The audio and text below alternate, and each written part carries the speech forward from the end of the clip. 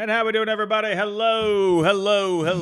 Welcome to another episode of Fenway Faithful. How we doing, everybody? Hello. You might be wondering here, why are we looking at Yankee news?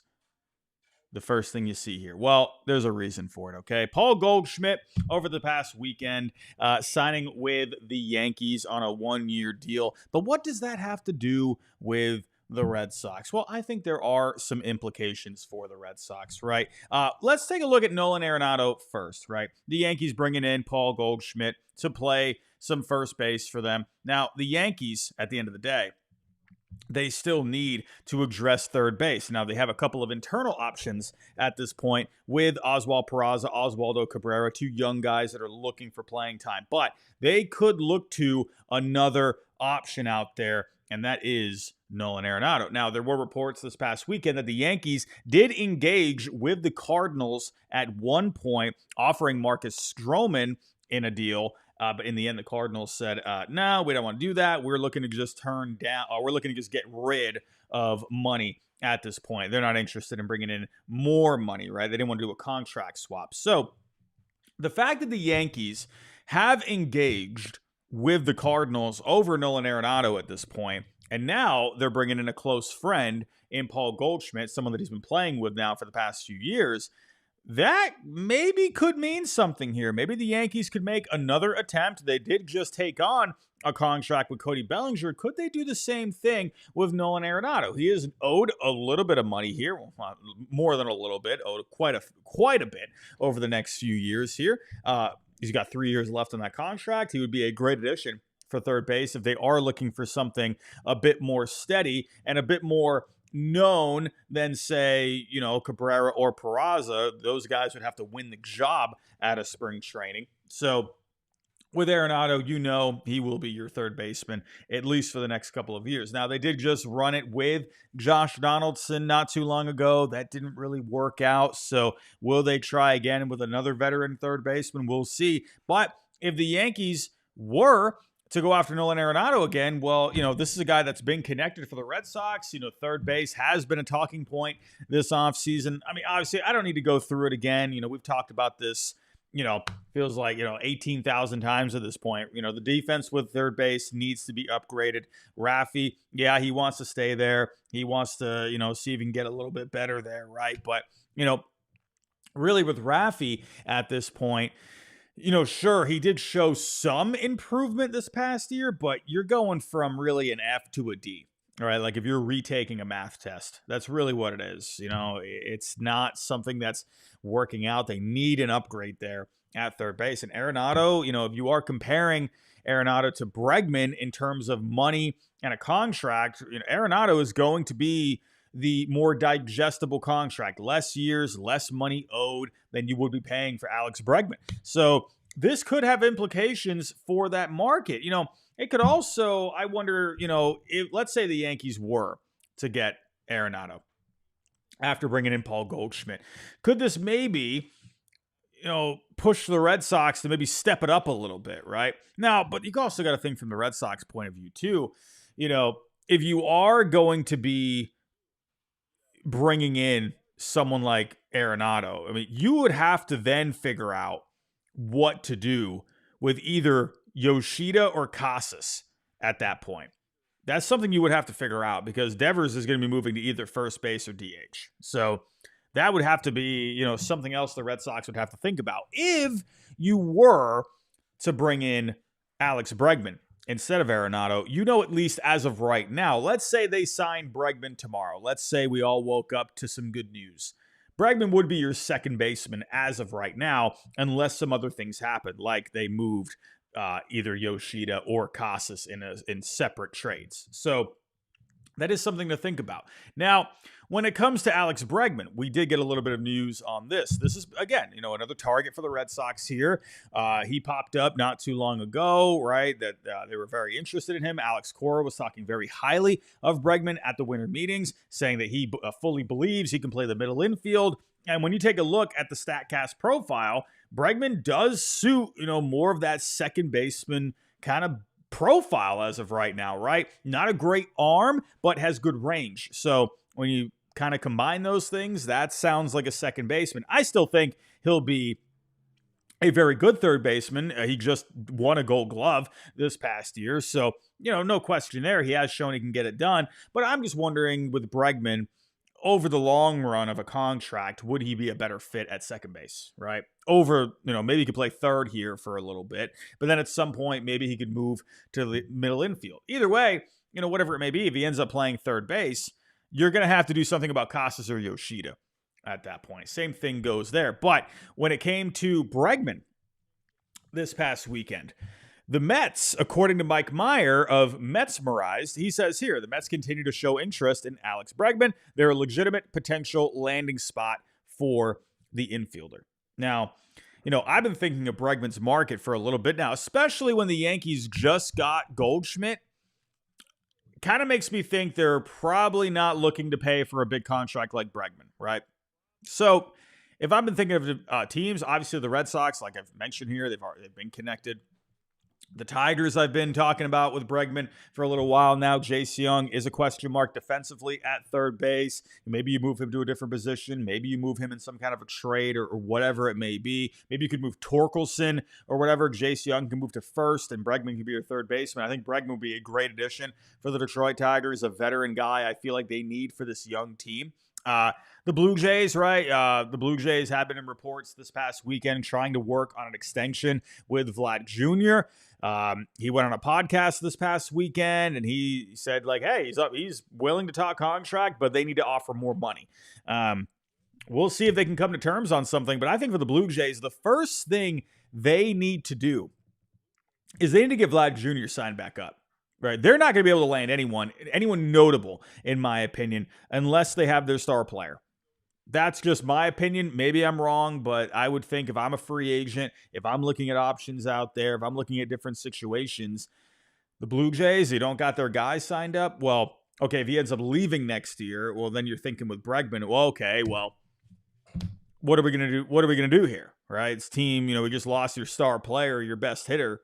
Well, not liking that, right? So if you're thinking from Bregman's point of view, the Red Sox would be a better situation right now, especially because Vlad's not signed up. And the Tigers, they got a lot of youth here. They're on the rise here, just going to the playoffs this past year and getting by the Astros in the wild card round. So, I think these situations are better. But then you take a look at the New York Mets, right? Taking a look at the Mets. I mean, obviously, they got a great situation too. Now, I'm still leaning towards the fact that they end up getting Pete Alonso back. He is going to be the cheaper player, but Bregman is going to give you more production, right? Pete Alonso, sure, he's going to give you power, but when you're looking at it from a wins above replacement point of view, Bregman is going to be the better player for you. He's going to give you more defense. He's going to give you not the power that Pete Alonso gives you, but still going to give you a solid bat. Bregman would be a better addition for your team. He's going to cost more. So it really comes down to what does Stearns want to do when it comes to giving out some money? I think it comes down to, I just talked about this on the main channel. If he ends up giving out a deal, for one of these guys, I think he's going to look at, okay, which one is going to be the better bang for the buck, right? If I go and, give a 5-year deal, $130 million for Pete Alonso, if that's what he's looking for, or at Bregman, if he's looking for like a 6-year, $190 million deal, whatever it may be, which one does David Stearns think is going to be better value? All right. You always have to think of free agents, right? That there's going to be regression at the back half of the deal. He is definitely going to be thinking about that. But you also think, too, you got Steve Cohen there. If Steve Cohen signs off on, say, all right, hey, go spend the money on Bregman. Yeah, we'll worry about the back half of the contract then. Let's go get Bregman. Then, yeah, I could see it happening. They went all the way for Juan Soto. Will that kind of get into the way of maybe a big pursuit of Bregman? I know Cohen's got the money, but at the end of the day, right, it's not smart to just be giving out massive contract after massive contract after massive contract, right? Steve Cohen, yeah, for Soto, yeah, that's different. But, I mean, you're obviously not going to be going crazy for, Bregman would be great, but Soto is a different category. So we'll see which way the Mets end up going. But, the fact that, if they're in the mix here, and if the Red Sox are interested in Bregman, because we heard reports a little while ago as well that there was a bit of a divide there, but the Red Sox, they need some kind of a right-handed hitter here. They need to do something. I mean, what are we doing? Like, come on. I get it. Breslow's probably just waiting out this market a little bit. I feel like Bregman's going to do something. Or not Bregman, sorry. My goodness. My brain is already getting fried. Breslow, sorry. Craig. He is going to do something at some point. They need a right-handed hitter. It's very obvious. You need someone here. There has been a divide on Bregman. Front office, some guys there seem to think, is that really going to be a contract that ages well? I don't know. But I think Bregman would be a perfect fit at Fenway Park. You'd have the monster there. The expected home runs come down a little bit for Bregman because of the wall, because of the monster. He would be a doubles machine at Fenway, and he would give you anywhere from 20 to 25 home runs. I would love that. I don't care. I would absolutely love that. I think Bregman would be a great fit, right? Obviously, better defense there. Good veteran guy for the clubhouse. I just think Bregman makes sense, man. He's got versatility. So if guys like Christian Campbell, Marcelo Meyer end up coming up, even if Bregman ends up playing second, one of them could maybe play third or the other way around, whatever it may be. It doesn't matter because he has that versatility. So I think Bregman makes a lot of sense in that way. Where with Arenado, where it makes sense is the contract. Arenado's not going to be moving. So that's the hold up on that. So I like financially more for Arenado, but Bregman, he's going to give you that flexibility. So we'll see which way they go. But speaking of right-handed hitters, I mean, we still got our eyes over here on Teoscar Hernandez. What's going to happen here? To me, I mean, if you don't want to go spend the big bucks on Bregman, if you want a shorter deal, well, hello, here you go. Teoscar still sitting out there. What's going on here? What are we doing? Dodgers this past weekend, according to Ken Rosenthal, Teoscar Hernandez is reportedly looking to land a 3-year deal between $66 and $72 million. That makes sense, right? When you look at the numbers that he put up this past year, when you look at the projections moving forward, remember, one win above replacement is worth $8 million. He is projected to be, around a 2.5 to a 3-win player. Yeah, makes sense, right? I think that makes sense, right? He was looking for a 3-year deal last year, and this is where the Red Sox, it's like, dude, come on, like just get a little bit aggressive here. Come on, like, I get it. The Red Sox can kind of wait this out. I do get that. The Dodgers at this point, they've added Michael Conforto. Maybe that's what the Red Sox are thinking here. Okay, well, Teoscar, Dodgers, well, that window has closed a little bit because they've added Michael Conforto. They could bring Teoscar back, but you're going to have to move some guys around. And, right now, the Dodgers, they could go into 2025 without Teoscar, right? This, to me, is where the Red Sox, like, yes, you kind of want them to just go do something, but it also, it kind of think of JD Martinez, go back to 2018, where they just waited him out. They knew the market was very thin, right? They knew pretty much they were the landing spot. They just had to wait out Boris a little bit to kind of come back down to earth, and they ended up getting their guy. Could that be the same situation with Teoscar? There were reports from, I'm going blank on the name, Lee Hacksaw Hamilton, was that the name? On his podcast out there. He's over in California. He's been in the business for a long time. He was reporting a little while ago that the Dodgers were offering 2 years and $60 million. They were willing to go a higher AAV for the next couple of years, but Teoscar wanted 3 years, $60 million guaranteed, which means, he's not just looking for $60 million. He's looking for more on top of that, right? Whether that's, incentives or options or whatever it may be. But now Rosenthal, it kind of makes a little sense that Rosenthal is saying here he's looking for 3 years between $66 and $72 million. So that lines up with what Hacksaw was saying there. To me, I think, again, if you get back to Arenado, if you're looking for, let's say this, right? If you're looking for like a happy medium, let's say you're weighing Arenado, Bregman, and Teoscar. If you're looking for the happy medium between the three, I think Teoscar is that happy medium, right? He's not going to have the length of the deal and the money like Bregman would be. he's going to be a better offensive player than Arenado, right? You know, he's not going to be the guy that brings a good defense like Bregman, right? But you're not going to be getting the long contract. So Teoscar, when you think about it, he feels like that sweet spot where it's like, okay, you know, you don't got to, if you bring in Bregman, you know, yeah, you got to kind of think about, all right, what's going to happen with the infield here? You know, who's playing where, whatever. With Teoscar, it's really a plug and play. And then you got to think about Willie Abreu, right? You got to think about that aspect. I will say this. I'm going to throw this out there. Ladies and gentlemen. Willie Abreu being a center of a package to go land Pablo Lopez. Why not? I mean, the Twins, I feel like they could use another guy for the outfield. I don't know. Is that just me? I feel like that's perfect. If you want to go get a guy that's, you know, a dependable 2-3 in a rotation to go along with Crochet, Houck, I mean, Pablo Lopez, I think, makes a lot of sense. I mean, I don't think you need to send back Cutter Crawford. I mean, maybe you could, I guess. I mean, I guess you could, right? To me, I feel like they could use a guy like Willier out there. You know, they got Larnach there. They got Warner out there. You got Byron Buxton, obviously, in the mix. But I think Byron Buxton, that guy's made out of glass. I mean, he's a great offensive player, but he gets hurt so much. He needs to be a DH, in my opinion. I think you could work Willie Abreu into that mix. He's going to give you good defense out there. I think Willie Abreu would make a lot of sense for the Twins. Go get Pablo Lopez. Go sign Teoscar or Bregman. Either one of those guys I'm completely cool with. Goodness gracious. Can we please just get one of these guys? Here's the thing, everybody. Here's the thing. I feel like it's going to happen. It's just very hard to be patient right now. It's very hard, right? I will tell you this. I'm going to tell you this for the almost 200 people in the chat. You're probably not going to care about this. You're probably going to laugh at this. You're probably going to scoff at it, whatever.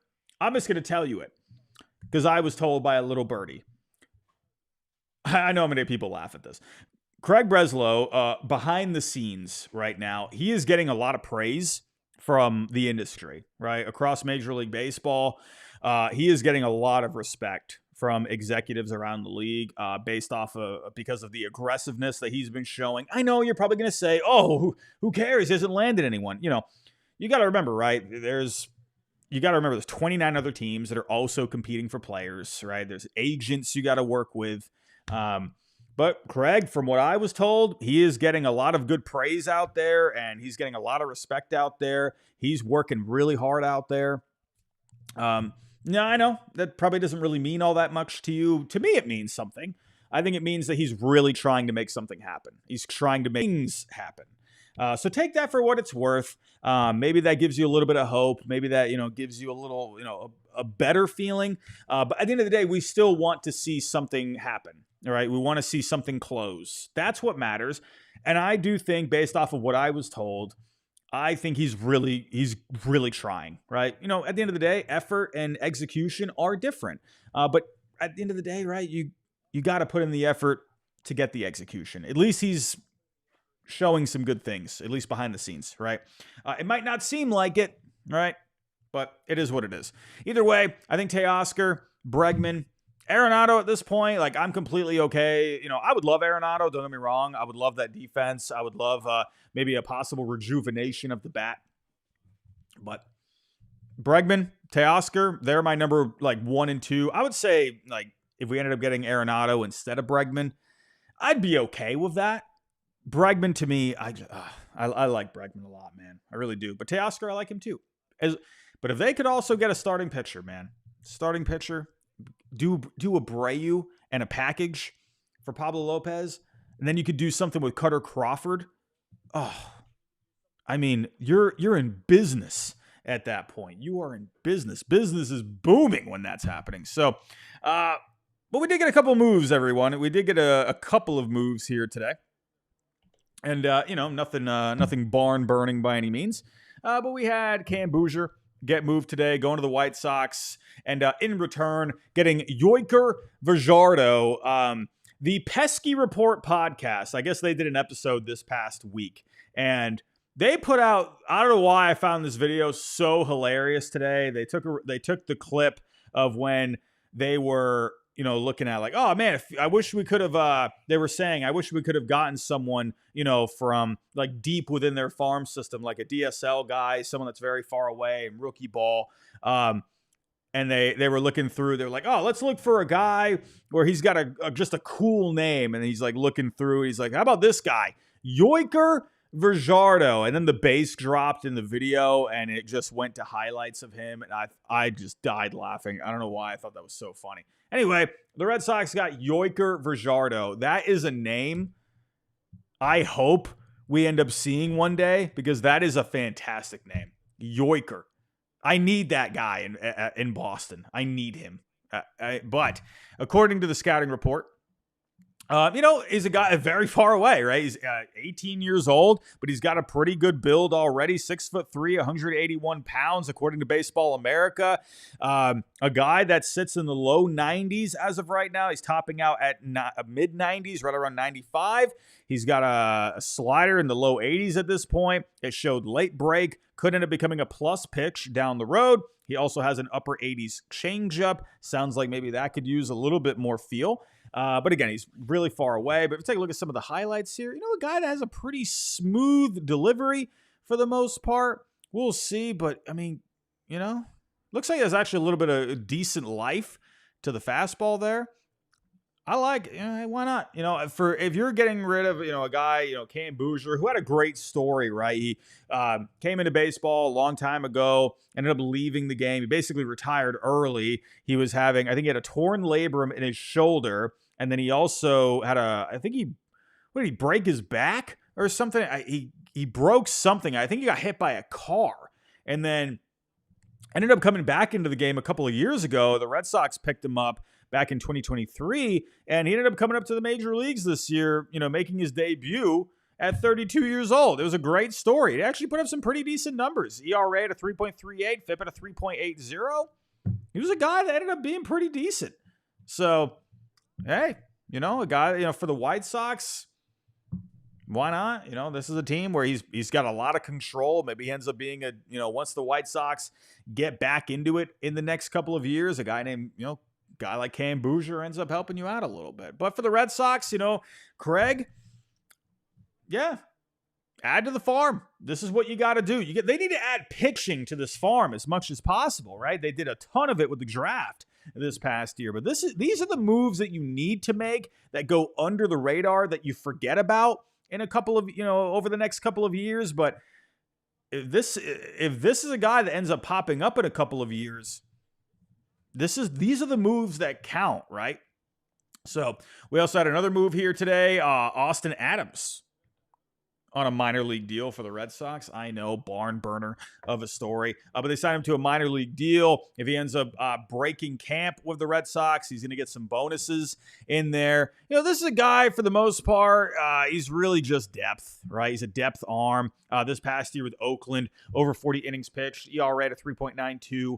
FIP in the mid fours. It's depth, right? There's not really too much to dive into, but we got to talk about the news, ladies and gentlemen. We just have to here on Fenway Faithful. Taking a look at the run values here. In the past, he has shown a good changeup this past year.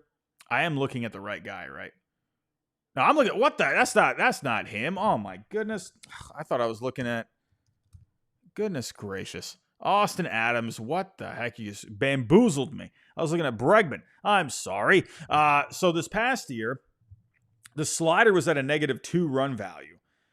However, back in 2023, had a 4 run value. So maybe they feel like this is a guy that can get into the lab a little bit, kind of work on some things. But in the end, a depth reliever for the most part. So we'll just have to wait and see on that. But everyone, that is pretty much it for the news here tonight. There's not really too much to dive into other than that. Again, we had an update on Bregman here where it looks like the Mets could be getting involved. We'll see, right? Teoscar, to me, I'll say it one more time. This sounds like a deal that you should make.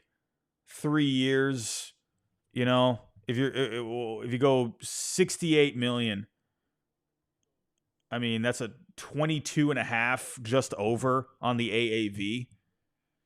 It just feels right. If I were to make a guess, man, I don't know. I don't know if they go the length for Bregman.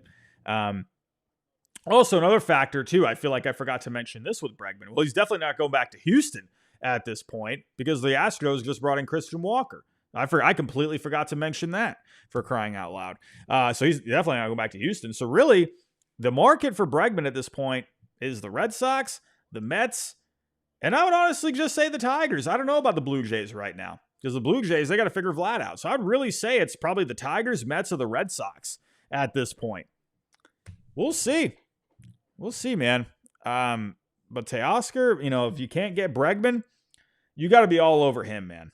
I don't know. We'll see. Hopefully we get some news tomorrow, ladies and gentlemen. But everyone, I'm going to wrap it up there. If we can get to 100 likes at the end of the show here, that would be great. We're at 177 people as of right now. We should be able to get to 100 likes here. If you can help us out, that would be great. Everyone, if there is anything else to talk about tomorrow, we will be back. I'm sure we'll hear something tomorrow, beginning of the week. Let's see if things heat up. But everyone, I'm out of here. Thank you so much, and I'll talk to you next time.